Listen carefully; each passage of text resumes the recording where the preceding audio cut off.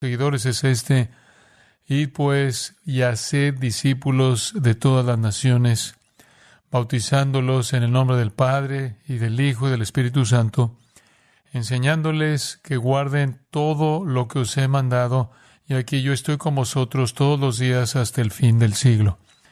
Esa es la gran comisión: evangelizar a las naciones, llevándoles el Evangelio para que crean, confíen en Cristo, sean bautizados, inicien por el camino del discipulado, que es definido como ser obediente a todo lo que el Señor ha mandado. Así que estamos concentrados en proclamar el Evangelio, mediante el cual la gente salvada se vuelve discípulo y vive y sirve en obediencia a Dios. Esa es nuestra misión.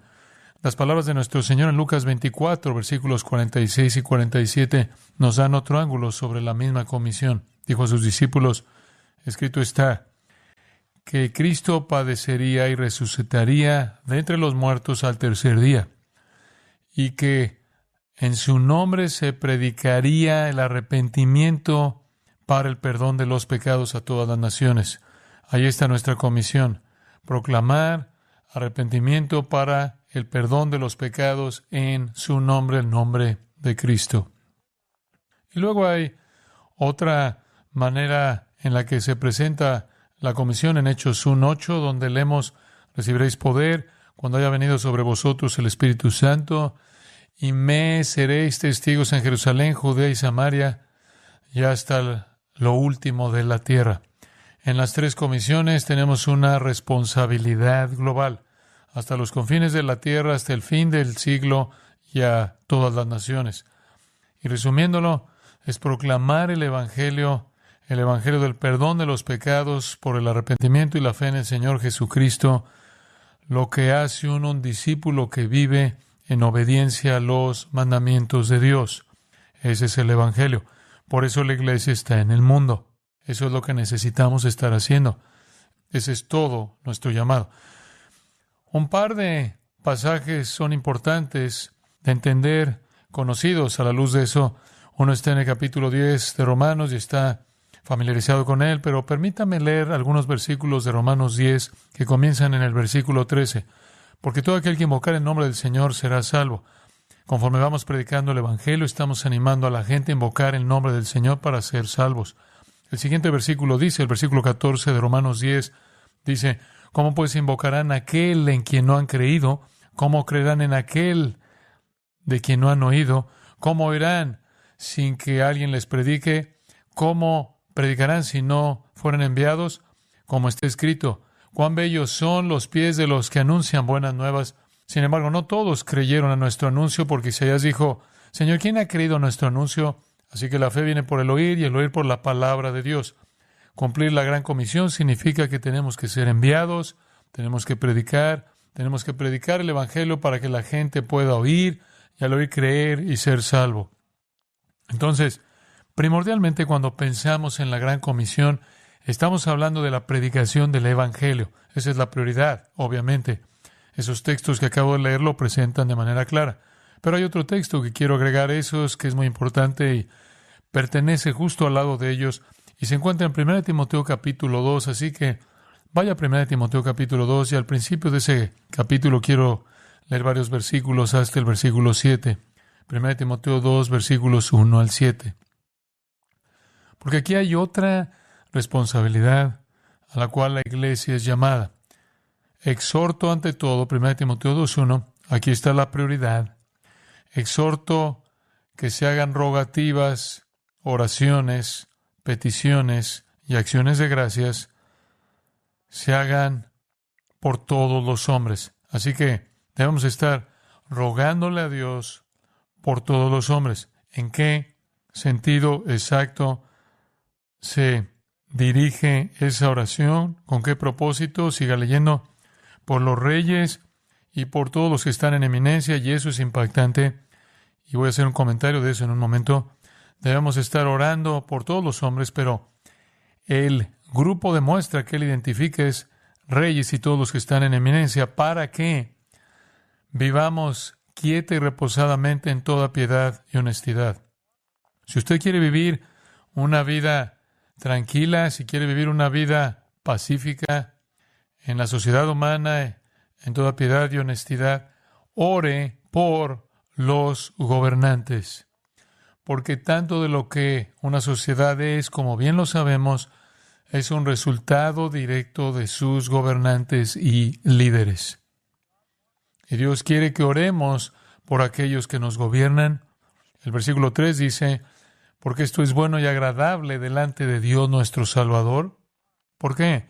Porque Él quiere que todos los hombres, todo tipo de hombres, sean salvos y vengan al conocimiento de la verdad. Porque hay un solo Dios y un solo mediador entre Dios y los hombres, Jesucristo hombre, quien se dio a sí mismo en rescate por todos, de lo cual se dio testimonio a su debido tiempo. Para esto fui constituido predicador y apóstol. Ahora, el contexto aquí es salvación, puesto que Dios desea la salvación. Si Él desea la salvación de todo tipo de hombres, si Él desea que lleguen al conocimiento de la verdad, es por eso que Él ha provisto la salvación mediante el rescate del versículo 6 para todos provisto por Cristo Jesús. Así que el contexto es la salvación. Un Dios y solo uno, por lo tanto, solo una religión verdadera. Un mediador y uno solo, Jesucristo hombre, por lo tanto, un solo Salvador. Un rescate por todos, el único rescate, y de esta manera un evangelio, un camino de salvación.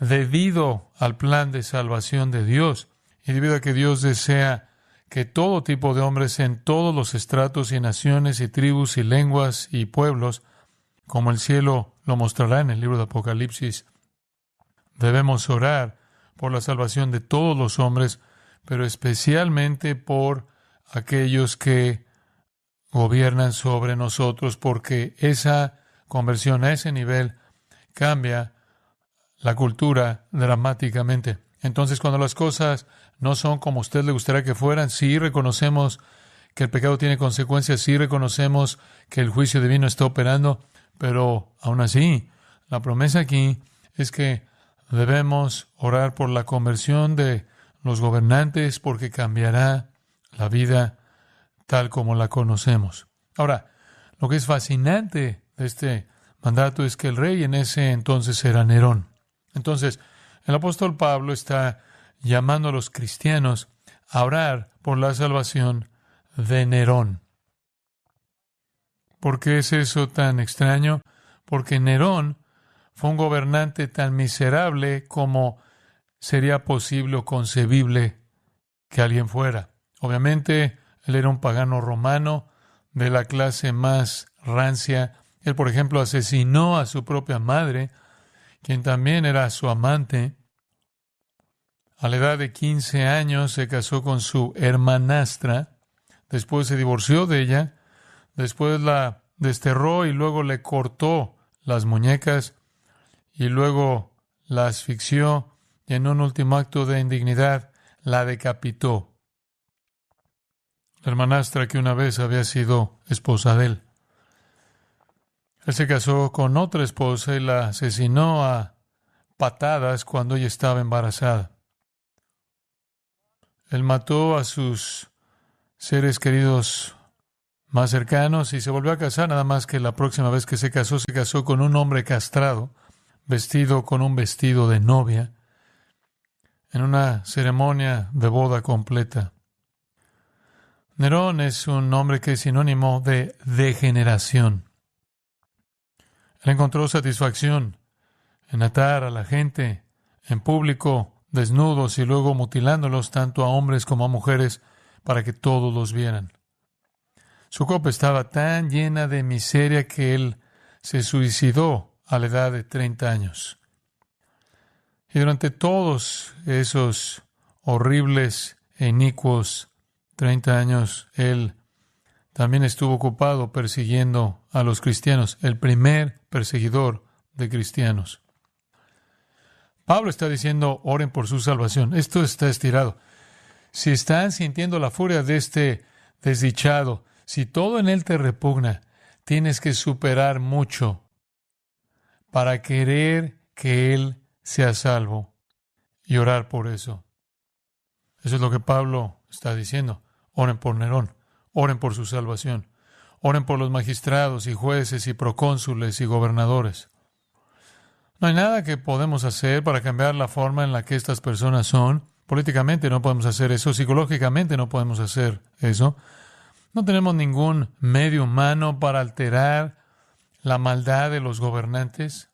Pero eso es consistente con lo que el apóstol Pablo escribió en 2 Corintios 10:4, cuando él dijo, las armas de nuestra milicia, la guerra espiritual, no son carnales, no son humanas. No usamos armas humanas, manipulación humana, poder político, influencia, lo que sea. Las armas de nuestra milicia son poderosas en Dios, dice Pablo, derribando fortalezas. Las armas de nuestra milicia son poderosas en Dios para la destrucción de fortalezas. ¿Y cuáles son las armas de nuestra milicia? La verdad de Dios, la verdad del Evangelio. Entonces luchamos contra la maldad en los lugares celestiales con la verdad del Evangelio y también con la oración. Esa es otra arma de nuestra guerra. Usted recordará en el 7º capítulo de Hechos, Esteban estaba siendo apedreado y al final del capítulo 7, el versículo final, mientras su vida está siendo aplastada, él dice, Señor, no les tomes en cuenta este pecado. Y le pide al Señor que perdone a las personas que lo apedrearon hasta la muerte. Y uno de ellos era un hombre llamado Saulo. Capítulo 7, versículo 60, termina con él orando para que Dios perdone a la gente que lo estaba apedreando. Y una de las personas que lo estaba haciendo era un hombre llamado Saulo. Y ustedes lo conocen en el siguiente versículo. Esa es una conexión fascinante, porque dice un versículo más adelante, en el versículo 3, que Pablo guió la persecución contra la iglesia, exhalando amenazas y matanzas. Capítulo 8 lo muestra persiguiendo, y capítulo 9 tiene su conversión. ¿No podría ser que la conversión de Saulo en el capítulo 9 fue, en parte, una respuesta a la oración de Esteban? Dios usa medios. La oración eficaz del justo puede mucho. Esteban oró por el perdón de aquellos que le quitaron la vida. En un lapso de 2 capítulos, esa oración fue contestada en la salvación de Pablo. Simplemente para que lo sepa, él no sería uno por el que usted querría orar más de lo que usted querría orar por Nerón. Pero Dios salvó a Pablo. Y después en el capítulo 16 de Hechos, usted recordará que Pablo y Silas estaban en la cárcel, estaban cantando himnos y orando. ¿Por quién cree usted que ellos estaban orando? Bueno, ellos, si conocían las palabras de Jesús, y ciertamente las conocían, recordarían que Jesús dijo, bienaventurados sois cuando los hombres os persigan. Ellos habrán recordado que Jesús dijo, nunca eres más como Dios que cuando oras por tus enemigos. Y así, sin duda, en sus cantos y oraciones, como prisioneros en el cepo en Filipos, estaban incluyendo en su oración al carcelero.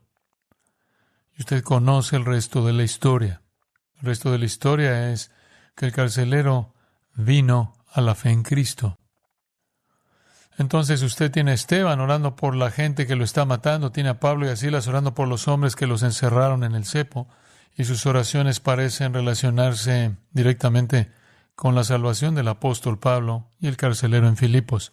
Así que necesitamos saber que este es el llamado de Dios para nosotros, aunque parezca difícil, aunque hay muchas cosas que no nos gusten de las personas que tienen poder sobre nosotros, como tenemos un acto de desobediencia en contra de nuestro llamado, si no oráramos por la salvación de nuestros gobernantes. Y eso se aplica no solo a los gobernadores, sino a todos los gobernantes, hasta la presidencia y en todo el mundo. Es un desafío confrontarlos. Regresemos a la responsabilidad de predicar. Usted recuerda la historia de Juan el Bautista, claro. Juan el Bautista, capítulo 3 de Lucas, confrontó a Herodes, el tetrarca. Juan estaba predicando el Evangelio, Lucas capítulo 3, versículo 18, al pueblo, Juan el Bautista, y cuando Herodes, el tetrarca, fue reprendido por él, debido a Herodías, la esposa de su hermano, y por todas las maldades que Herodes había hecho, Herodes también añadió esto a todas, encerró a Juan en la cárcel. Herodes era el rey en ese entonces. Él era un hombre miserable. Su conexión con Herodías, la esposa de su hermano, era incestuosa. Él se la había robado de otro. Y Juan lo confronta por su maldad que él había cometido.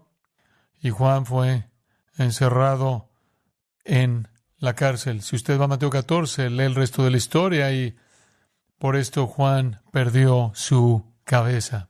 Su cabeza fue servida en un platón a Herodes. A Juan le costó la vida ser honesto con un gobernante, presentarle la verdad a un gobernante. A Jesús le costó la vida presentar la verdad a un gobernante. Él habló con Pilato, él habló con Caifás. Colectivamente todos se unieron, lo ejecutaron. Y después estaba Pablo. En el 9º capítulo del libro de los Hechos, donde tenemos el relato de su conversión, hay un comentario allí que está relacionado con su llamado. Es un comentario muy directo. Capítulo 9 y versículo 15. El Señor le dijo, Ananías, después de la conversión en el camino a Damasco, el Señor dice acerca de Pablo, Él es instrumento escogido para llevar mi nombre delante de los gentiles y de los reyes y de los hijos de Israel, porque yo le mostraré cuánto es necesario que sufra por causa de mi nombre. Él fue llamado a ir delante de reyes. Ahora, anótelo, el gobierno es el perseguidor máximo de la iglesia, siempre lo ha sido porque tiene el poder de la prisión y el poder de la muerte. Mataron a Juan el Bautista por enfrentarlos, mataron a Jesús por enfrentarlos. Y aquí está la promesa en la misma comisión de Pablo de llevar el Evangelio a reyes, y debido a eso él va a sufrir mucho. En cierto sentido, desde el punto de vista humano, es peligroso hacerlo porque tanto poder reside en un gobernante. La profecía acerca de Pablo, de que llevaría el mensaje a los reyes, tiene cierto cumplimiento interesante si usted toma tan solo 1 o 2 minutos conmigo. Vaya a Hechos 24. En Hechos 24 encontramos que Pablo, ahora un prisionero, a punto de ser enviado a Roma, donde sería él ejecutado bajo la autoridad de César. Pero para este momento, en el capítulo 24 de Hechos, él todavía está en la tierra de Israel, pero él es un prisionero. Y él es traído ante una serie de gobernadores. El primero, capítulo 24, versículo 22, es Félix. Y Félix tenía un conocimiento exacto del camino, lo cual es una referencia al evangelio cristiano. De alguna manera, Félix había escuchado la palabra del mensaje acerca de Jesús, su muerte, su resurrección. Entonces, en el versículo 24, algunos días después, Félix llegó con Drusila. Drusila era una esposa ilegítima, una esposa de fornicación y adulterio, que fue seducida por un hechicero y la apartó de su esposo para convertirse en la esposa de Félix. Félix llega con esta mujer, su esposa, que era judía, y mandó llamar a Pablo y lo escuchó hablar sobre la fe en Cristo Jesús. Si mandabas traer a Pablo, eso era lo que ibas a escuchar. Pablo vino y habló de la fe en Cristo Jesús a Félix. Su mensaje está delineado en el versículo 25. Hablaba de la justicia, el dominio propio y del juicio venidero. Hombre, ese es un golpe directo. Pablo está hablando de justicia, el estándar justo de Dios. Y luego le está hablando del dominio propio, o el tema del pecado, la incapacidad del pecador de cumplir con el estándar justo, porque él no puede superar su pecaminosidad. Y después él habló sobre el resultado de eso, el juicio venidero. Justicia, dominio propio y juicio. Y el resultado fue que Félix se aterrorizó y dijo: vete por el momento y cuando tenga tiempo te llamaré. Estaba aterrado. Era un hombre de una vida tan baja que al mismo tiempo también, dice el versículo 26, estaba esperando que Pablo le diera dinero. Parte de la política, ¿no? Soborno. Un alma miserable. Pero Pablo lo confrontó con la justicia, el pecado y el juicio. Él fue sucedido en el versículo 27 por el siguiente gobernador, Porcio Festo, y Pablo va delante de él. Capítulo 25, baje al versículo 10. Pablo está hablando con Festo. Él dice: estoy de pie ante el tribunal de César, donde debo ser juzgado. No he hecho ningún mal a los judíos, como también sabéis muy bien. Si pues soy un malhechor y he cometido algo digno de muerte, no me niego a morir. Pero si ninguna de las cosas de que estos hombres me acusan es verdad, los judíos lo acusaban de crímenes contra Roma, entonces nadie puede entregarme a ellos. A César apelo, soy ciudadano romano.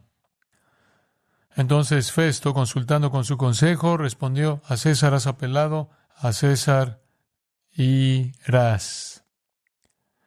Sin duda, en la conversación con Festo, Pablo tuvo otra oportunidad de delinear su historia e incluso su conversión. El siguiente gobernante al que se enfrenta en el capítulo 26 es un hombre llamado Agripa. Vaya al versículo 19. Pablo es traído ante este hombre, quien tiene poder de vida y muerte sobre él si decide ejercerlo. Entonces, rey Agripa, no fui desobediente a la visión celestial. Él está dando su testimonio. Agripa, él describió la experiencia del camino a Damasco en los versículos anteriores. Pero seguí declarando primero a los de Damasco y también a los de Jerusalén, y luego a toda la región de Judea y aún a los gentiles que se arrepintieran y se volvieran a Dios, haciendo obras dignas de arrepentimiento. Él le dice a Agripa: he estado predicando continuamente el evangelio del arrepentimiento y la salvación en Cristo. Por esta razón, algunos judíos me aprendieron en el templo y trataron de matarme. Versículo 24. Mientras Pablo decía esto en su defensa, Festo dijo en voz alta: Pablo, estás loco. Las muchas palabras te están volviendo loco. Pero Pablo dijo: no estoy loco, excelentísimo Festo, pero pronuncio palabras de sobria verdad, porque el rey sabe estas cosas, y yo también le hablo con denuedo, ya que estoy persuadido de que ninguna de estas cosas escapa a su conocimiento, porque esto no se ha hecho en un rincón. Has estado aquí por mucho tiempo, conoces la historia de Cristo y conoces la predicación del evangelio de su resurrección. Rey Agripa, versículo 27. ¿Crees a los profetas? Sé que crees. Agripa le respondió a Pablo: ¿por poco me persuades en volverme cristiano? Es más una pregunta que una afirmación de un hecho. ¿Estás bromeando? ¿Estás siendo ridículo? ¿Crees que puedes convencerme de convertirme en cristiano? Pablo dijo, versículo 29, quisiera a Dios que ya sea en un tiempo corto o largo, no solo tú, sino también todos los que me oyen hoy lleguen a ser como yo, excepto por estas cadenas. Ese era su corazón. Él deseaba la salvación de todos ellos. Y Agripa el segundo, es por cierto, el bisnieto de Herodes el Grande, el Herodes en el tiempo del nacimiento de Cristo. Su padre fue Agripa el primero, quien mató a Jacobo y encarceló a Pedro. Pero Agripa el segundo es un gobernante designado por los romanos, es el último de los reyes de Judea. Tiene una consorte, una mujer llamada Berenice, que no es su esposa, pero ella es su hermana y él es su amante. El incesto era muy común. Ella y él también son hermanos de Drusila, la esposa seducida de Félix. Son un grupo muy miserable. Por cierto, Berenice, su hermana y amante, según la historia romana, tuvo muchos amantes, pero siempre regresaba a su hermano. Ahora no tenemos ningún registro de ningún arrepentimiento por parte de estos. Hubo desprecio lo que salió de Agripa. Así que usted podría hacer la pregunta, ¿hubo alguna vez un gobernante que al escuchar el Evangelio respondió positivamente? Y la respuesta está en el capítulo 13 de Hechos. Capítulo 13 de Hechos. Y Pablo está en la isla de Chipre. Y usted puede ir al versículo 6. Recorrieron toda la isla hasta Pafos, encontraron un mago, un falso profeta judío cuyo nombre era Bar Jesús, que estaba con el procónsul. Ese es un gobernador regional. Así que aquí nos encontramos con un gobernador regional en Chipre llamado Sergio Paulo, un hombre de inteligencia. Este hombre llamó a Bernabé y a Saulo y procuró oír la palabra de Dios. Pero Elimas, el mago, que es solo otro nombre para Bar Jesús, se oponía a ellos, procurando apartar de la fe al procónsul. Así que Pablo está evangelizando al procónsul y este hechicero poseído por demonios está contrarrestando ese evangelismo al representar al diablo. Pero Saulo, también conocido como Pablo, lleno del Espíritu Santo, fijó su mirada en este hechicero y dijo, lleno de todo engaño y fraude, hijo del diablo, enemigo de toda justicia, no cesaréis de torcer los caminos rectos del Señor. Estás torciendo y pervirtiendo la verdad. Esto es lo que Satanás hace. Trata de disfrazarse de ángel de luz. Así que Pablo desenmascara a este antagonista poseído por demonios. En el versículo 11, él hace más que desenmascararlo. Aquí la mano del Señor estará sobre ti y serás ciego y no verás el sol por un tiempo. Inmediatamente una niebla y oscuridad cayeron sobre él y anduvo buscando a quienes lo llevarían de la mano. Entonces el procónsul Sergio Paulo creyó al ver lo que había sucedido y se maravilló de la enseñanza acerca del Señor. Sí, hay un gobernador que se convirtió cuando había un hechicero satánico poseído por un demonio que intentaba paso a paso, frase por frase, contrarrestar la predicación del Evangelio. El nombre de Sergio Paulo está inscrito en artefactos antiguos en Chipre y también está en la historia natural de Plinio, el historiador romano, donde aparece su nombre. Así que sí, los gobernantes fueron confrontados y rara vez respondieron positivamente confiando en el Señor Jesucristo. ¿Eres tú nuevo? ¿Eres tú algo nuevo en el Nuevo Testamento? No, porque Juan el Bautista fue el último de los profetas del Antiguo Testamento y su confrontación contra Herodes le costó la vida. El Antiguo Testamento nos da muchas ilustraciones. Podría darle 40 ilustraciones de hombres piadosos del Antiguo Testamento confrontando gobernantes. Permítame recordarle de algunos. En Éxodo, Moisés confronta a Faraón de frente, deja ir a mi pueblo. En 1 de Samuel 13, Samuel confronta a Saúl, el rey, por su pecado. En 2 de Samuel 12, Natán confronta a David por el pecado de haber asesinado a Urías para que David pueda tener una relación adúltera con su esposa Betsabé. Y Natán le dice a David, tú eres aquel hombre. Ahías el profeta confrontó a Jeroboam en 1 de Reyes y le dijo, has hecho mucho mal, mucho más mal que los que te precedieron. En 1 de Reyes 18, Elías confronta al miserable y malvado Acab. Más tarde, 1 de Reyes 21, vuelve a confrontar a Acab por básicamente asesinar a Nabot para que pudiera robar su viña.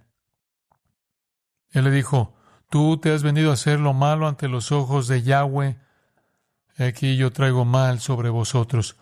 Este fue un papel que los profetas asumieron a lo largo del Antiguo Testamento. Elías denuncia a Ocosías por consultar a Baal en Segundo de Reyes 1, él dice, ciertamente morirás.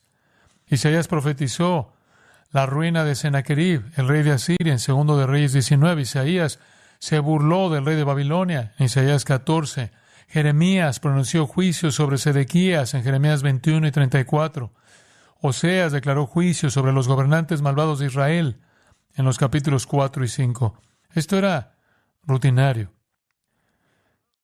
Y leí antes el Salmo 2, que es David contra mundo, David contra el mundo de los gobernantes, los reyes de la tierra, actuando contra Dios, mientras que Dios se ríe de ellos.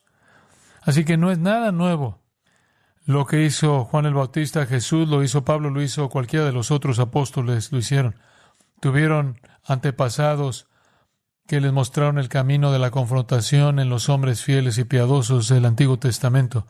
Vaya a Deuteronomio 17, el cual establece la responsabilidad del gobernante de esperar ser confrontado si él es infiel. En Deuteronomio capítulo 17, solo vaya al versículo 18, conforme el Señor está describiendo ahora que vas a tener un rey. Esta es la responsabilidad del rey. Este es el deber del rey. Deuteronomio 17, 18. Y sucederá que cuando se siente en el trono de su reino, cuando él llegue a reinar, escribirá para sí mismo una copia de esta ley. Toda la ley de Dios debe escribirla, cada letra, cada palabra, él mismo. Y debe hacerlo en un rollo, y debe hacerlo en presencia del sacerdocio levítico, para que todos sepan que ha escrito cada letra. Y la razón de eso es que si él va a gobernar, como escucharon en ese hermoso himno, el que gobierna sobre los hombres debe ser justo, gobernando en el temor de Dios. Así que no puede haber ignorancia alguna. Él no puede afirmar que él no sabe algo. Y para asegurarse de que él básicamente ha afirmado su responsabilidad, él tiene que escribir cada letra de la ley de Dios enfrente de todos los sacerdotes. Estará consigo y lo leerá todos los días de su vida. Tiene que estar leyendo continuamente la ley de Dios para mantenerse en el camino, para que aprenda a temer a Jehová su Dios, guardando cuidadosamente todas las palabras de esta ley y estos estatutos, para que su corazón no se levante por encima de sus hermanos, para que no se desvíe del mandamiento a diestra ni a siniestra, para que él y sus hijos duren mucho tiempo en su reino en medio de Israel. ¿Quieres tener un reinado largo? Mantente fiel a la Escritura. Tienes que escribirla toda, tienes que leerla continuamente y debes obedecer sus estatutos. Bueno, ellos entraron a la tierra prometida y no fue así, ¿verdad? Rey tras rey tras rey, en ambos reinos, el reino del norte de Israel, el reino del sur de Judá, abandonaron la ley de Dios.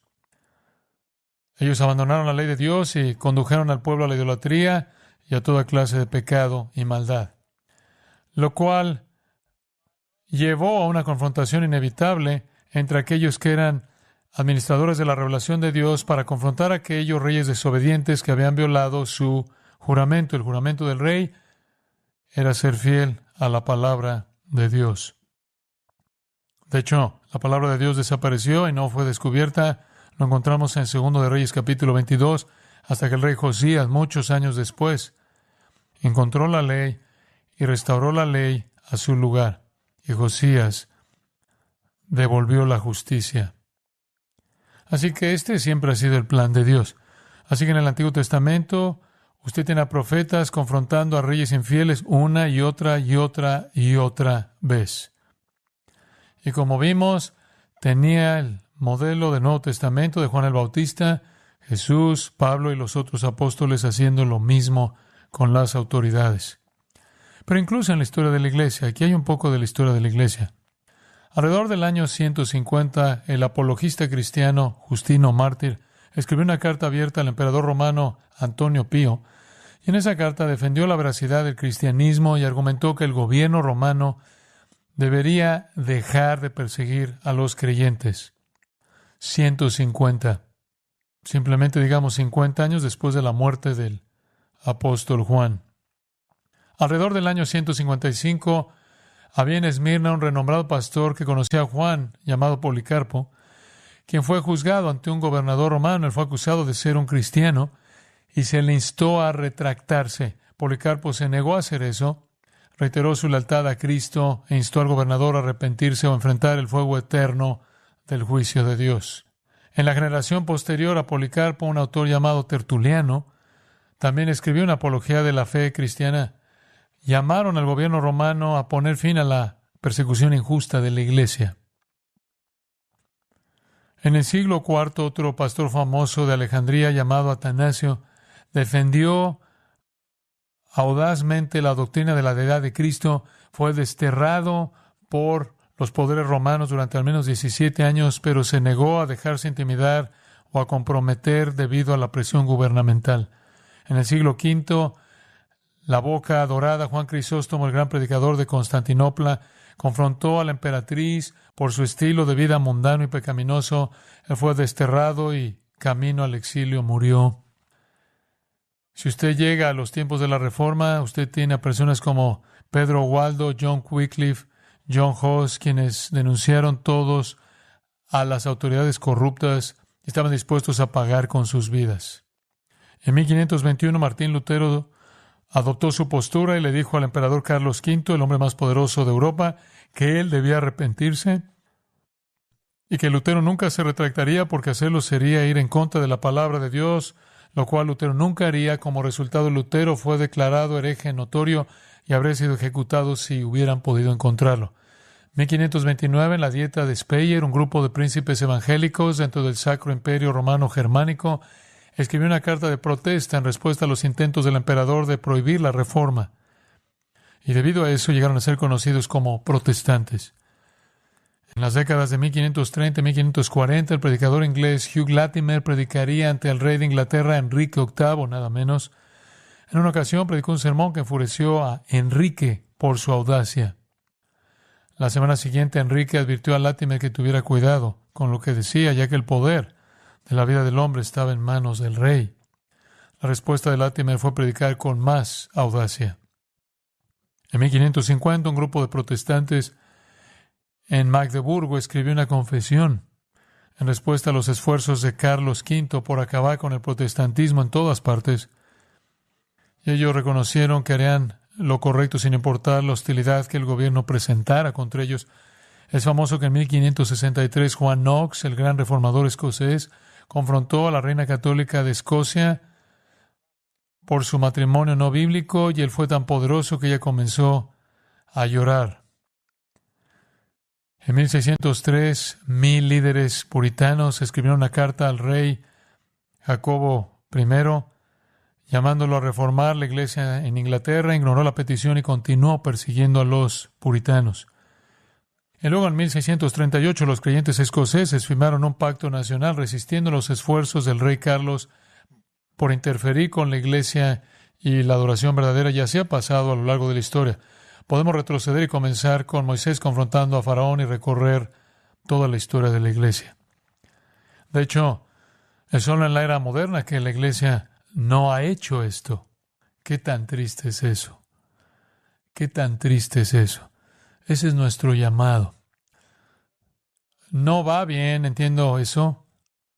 Mataron a los profetas, mataron a Juan el Bautista, mataron al Señor Jesús, mataron a los apóstoles, mataron a los fieles predicadores a lo largo de la historia de la iglesia.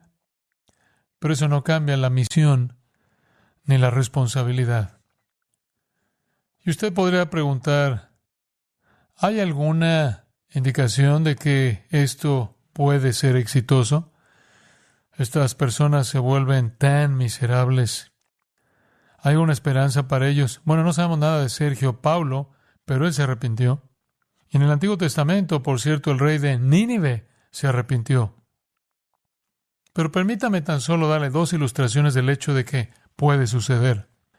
Abra su Biblia en Daniel capítulo 4 y permítame volver a presentarle al rey del universo como él mismo se hacía llamar, Nabucodonosor.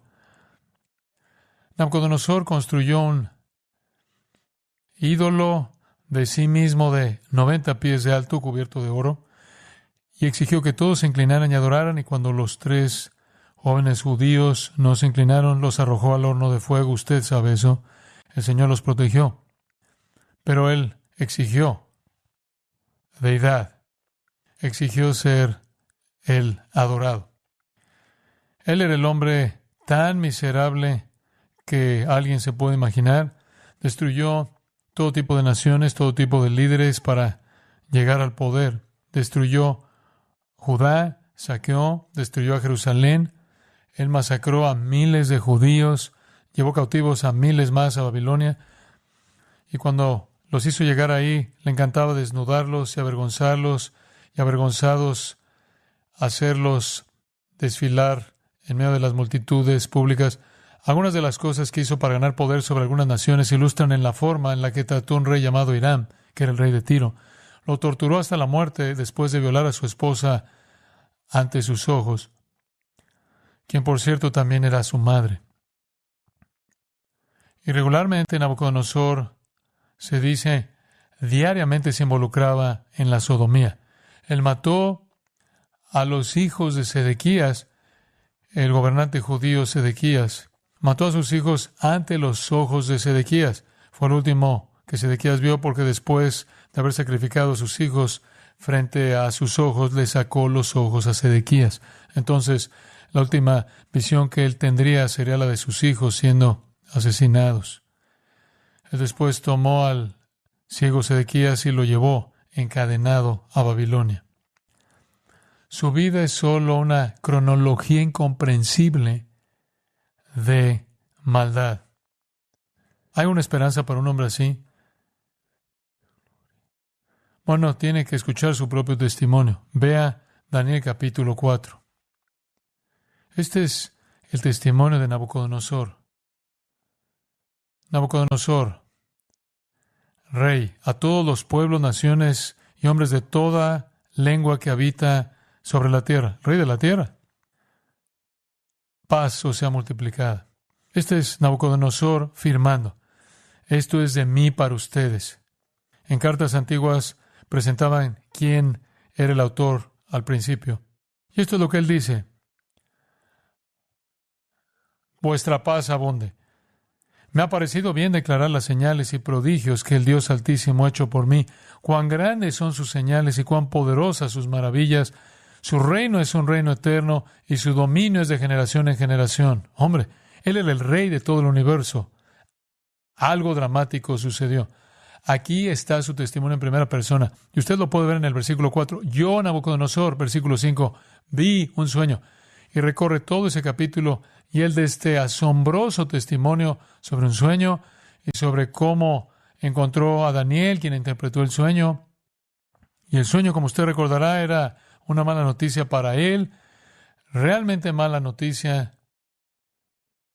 Se le dijo, baja al versículo 24, aquí está el decreto del Altísimo. Versículo 25, que seas echado de entre los hombres y tu morada sea con las bestias del campo y te sea dada hierba para comer como ganado y te empaparás con el rocío del cielo y 7 años pasarán sobre ti hasta que reconozcas que el Altísimo gobierna sobre el reino de los hombres y lo da a quien Él quiere.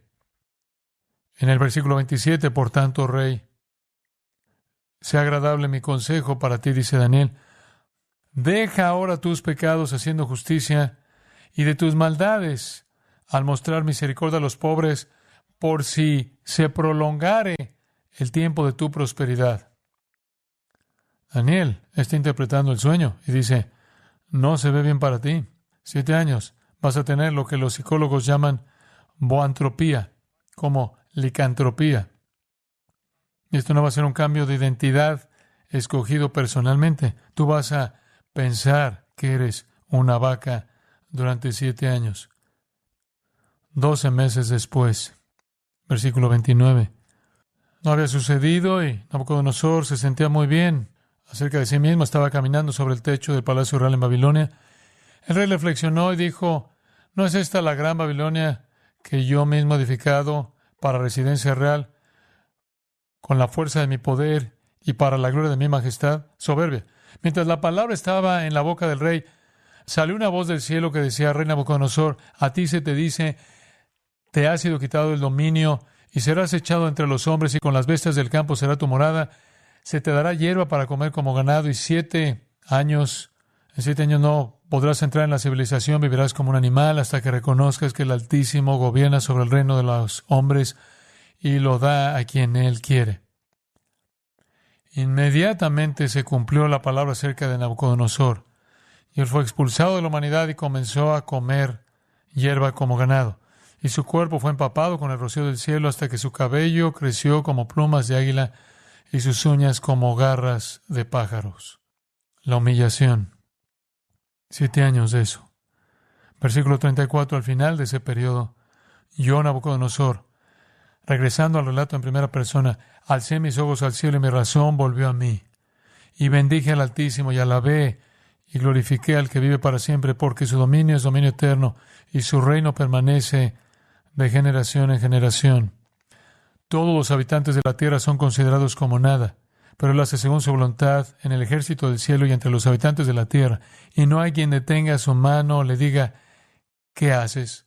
En ese momento mi razón me fue devuelta, y mi majestad y esplendor me fueron restaurados para la gloria de mi reino, y mis consejeros y mis nobles comenzaron a buscarme.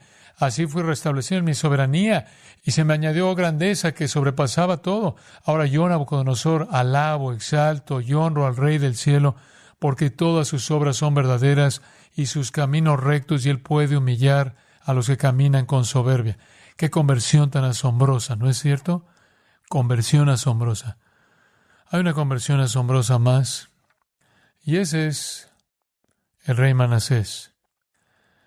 A mediados del siglo VII, Manasés nos cuenta la historia sobre él, el capítulo 21 de Segundo de Reyes, así que acompáñeme, solo nos tomaremos unos momentos para verlo, es una historia tan poderosa. Segundo de Reyes 21, versículo 1, Manasés tenía 12 años cuando comenzó a reinar. Por cierto, él correinó con su padre, Ezequías, durante los primeros 10 años más o menos, y terminó reinando 55 años en Jerusalén, y el nombre de su madre era Hepsiba.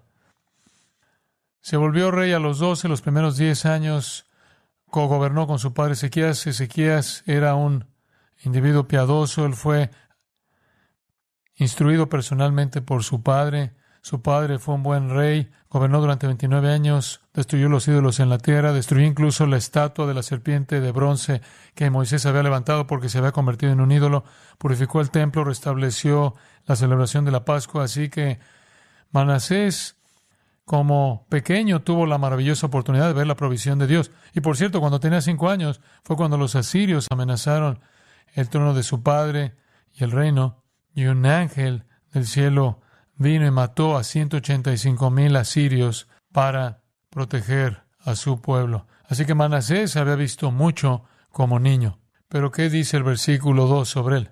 Él hizo lo malo ante los ojos de Jehová. Ahora eso es familiar. Si está leyendo acerca de los reyes de Judá, Israel, verá que hizo lo malo ante los ojos de Jehová como sus padres, o hizo lo bueno ante los ojos de Jehová como su padre. Todos son básicamente comparados con su padre, pero no con Manasés. No, él hizo lo malo ante los ojos de Jehová, conforme a las abominaciones de las naciones que Jehová desposeyó delante de los hijos de Israel. Usted ni siquiera podía usar a otro rey judío como una ilustración de su condición miserable porque él era pagano. Usted solo podía compararlo con las abominaciones de los cananeos. Y allí en el versículo 11 dice que sus abominaciones eran peores que todas las de los amorreos, y los amorreos tenían por lo menos 16 deidades, y toda miseria inimaginable. Ni siquiera podía compararse con ningún otro rey judío, el más malvado de todos los reyes en los 330 años de la historia de su pueblo. ¿Cómo llega usted a ser tan malo? Homosexualidad, bestialidad, sacrificio de niños, idolatría, politeísmo. Versículo 3. Él solo puede ser comparado con los incrédulos, miserables, porque él reconstruyó los lugares altos que Ezequías su padre había destruido, erigió altares a Baal, hizo una acera como había hecho Acab, rey de Israel, y adoró a todo el ejército de los cielos y le sirvió. Adoraba al sol, la luna, las estrellas, los planetas. Él era sincretista. Él colocó altares por todo el templo, por todo el patio del templo, incluso en el lugar santísimo. Él llenó las calles de Jerusalén de estatuas. Él era lo peor de lo peor, el más impío. Llegó a esas proporciones conocidas después que el versículo 5 dice, edificó altares para todo el ejército de los cielos en las dos atrios de la casa de Jehová. Dice el versículo 6, él hizo pasar a sus hijos por el fuego. Él sacrificó a sus hijos a Moloc, a Baal, a los dioses. ¿Por qué hacían eso? ¿Por qué ese era el sacrificio definitivo? Porque usted estaba creando un hijo para cuidarlo usted en su vejez. Estaba creando un hijo para recibir el patrimonio, para perpetuar la familia, para perpetuar los tesoros de valor que la familia poseía. Y usted estaba tan dedicado a este Dios que usted decía, yo lo abandono todo, el sacrificio más grande que puedo hacerte es incinerar a mi hijo para decirte que te honro a tal grado que abandono toda seguridad para mi futuro en el mundo. Así de devotos eran. ¿Cómo se volvieron tan devotos a Baal? Porque creían que Baal era el dios de las tormentas, el dios del trueno, el dios del relámpago, el dios de la lluvia. Y si no llovía, entonces Baal estaba enojado. Y si no llovía, era cuestión de fertilidad. Y entonces era una cuestión de supervivencia. Y entonces ellos llegaban al punto en el que de hecho sacrificaban a los niños que estaban criando para cuidar de ellos en el futuro. La adoración a Baal implicaba todo tipo de magia, rituales y prostitución sagrada, tanto masculina como femenina. Y toda esa prostitución sagrada era para incitar a Baal para traer lluvia. Manasés adoraba a Baal. El versículo 16 del capítulo 21 dice que derramó sangre inocente, mucha sangre inocente, hasta que llenó a Jerusalén de un extremo a otro. Imagínense, ¿a quién está masacrando? Profetas que lo confrontaron, gente piadosa, cualquiera que se interpusiera en su camino. Lo peor. Pero el final de la historia está en 2 de Crónicas 33. 2 de Crónicas 33. Es un final sorpresa. 2 de Crónicas 33, 10. Y habló Jehová a Manasés y a su pueblo, mas ellos no escucharon. Por lo cual Jehová trajo contra ellos los generales del ejército del rey de los asirios, los cuales aprisionaron con grillos a Manasés y atado con cadenas lo llevaron a Babilonia. Él fue humillado, así como Nabucodonosor fue humillado. Él fue encadenado y fue llevado en una caminata de 4 meses a Babilonia en humillación. Versículo 12. Mas luego que fue puesto en angustias, oró a Jehová su Dios, humillado grandemente en la presencia del Dios de sus padres. Y habiendo orado a él, fue atendido, pues Dios oyó su oración. ¿Oyó eso usted? Dios oyó su oración, su ruego, y lo restauró a Jerusalén, a su reino. Entonces reconoció Manasés que Jehová era Dios. Después de esto edificó. Ahí en el versículo 16, reparó luego el altar de Jehová y sacrificó sobre él sacrificios de ofrendas de paz y de alabanza, y mandó a Judá que sirviesen a Jehová, Dios de Israel. Pero el pueblo aún sacrificaba en los lugares altos, aunque lo hacía para Jehová su Dios. Todavía eran sincretistas. Solo había un altar. Ese estaba en Jerusalén, en el templo. Tenían muchos, y entonces había un sincretismo que continuó. Los demás hechos de Manasés y su oración a su Dios, me encanta eso, su Dios, y las palabras de los videntes que le hablaron en nombre de Jehová, el Dios de Israel, lo cual significa que habían personas que le hablaban, habían profetas que estaban hablándole, llamándole al arrepentimiento. Aquí todo está escrito en las actas de los reyes de Israel.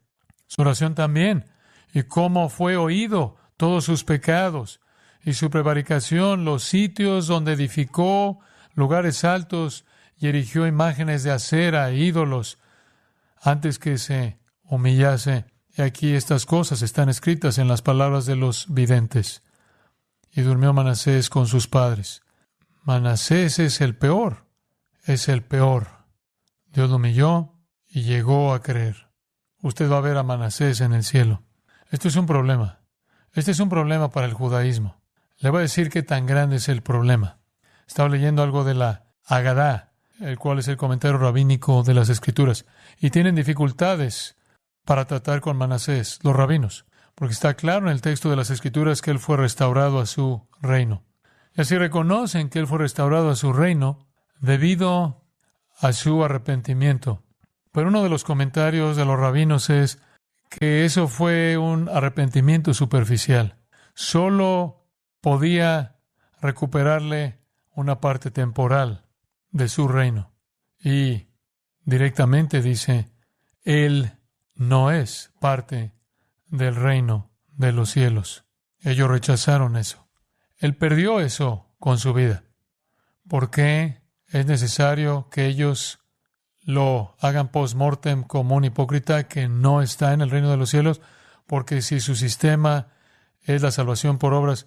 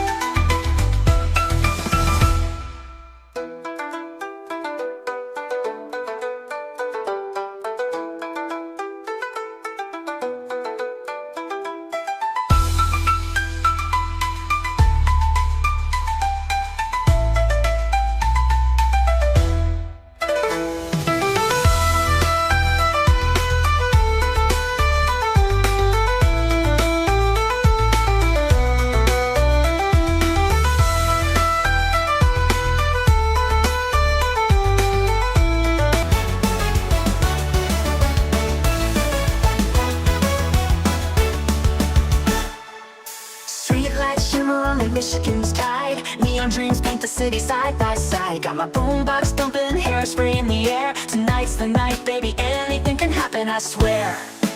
He's got eyes like fire, a smile like a summer day. And when he looks at me that way, my heart just starts to sway. He's across the room, but I know what he's thinking. Underneath this disco ball, our hearts are gonna be linking. When he's sitting nice, hearts beating like a drum. Got that magic feeling, something beautiful's begun. He's holding out his hand under the neon glow.